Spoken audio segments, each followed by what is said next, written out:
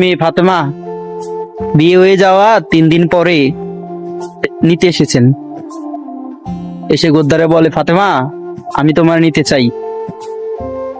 ফাতেমা বলবো, আব্বা আপনি যে আমার নিতে চান, আপনি আল্লাহ নবী আমি মানি, কিন্তু আমি এটাও মানি যে হযরত আলী আমার স্বামী, আলী ছাড়া আমি যেতে পারবো না। হযরত মুহাম্মদ সাল্লাল্লাহু আলাইহি সাল্লাম বললো, আলী কোথায়?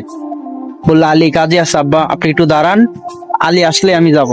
নবীজি দেওয়ালের সাথে হেলান দিয়ে দাঁড়ায় রইলেন, আলীর জন্য অপেক্ষা করলেন। কিছুক্ষণ হতে না হতে আলী এলেন। আলী আমি আমার মেয়েটাকে নিতে চাই।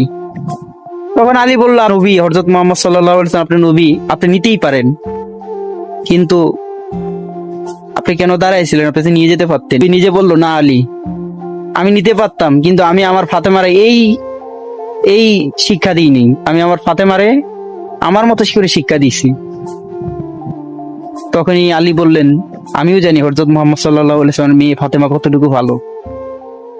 আজকালকার মেয়েদেরকে কি বলবো ভাই, স্বামীর কথা তো শোনেই না, এক আগে গেলে পরে যায়, পরে গেলে আগে যায়। এটা হলো বাস্তবতা।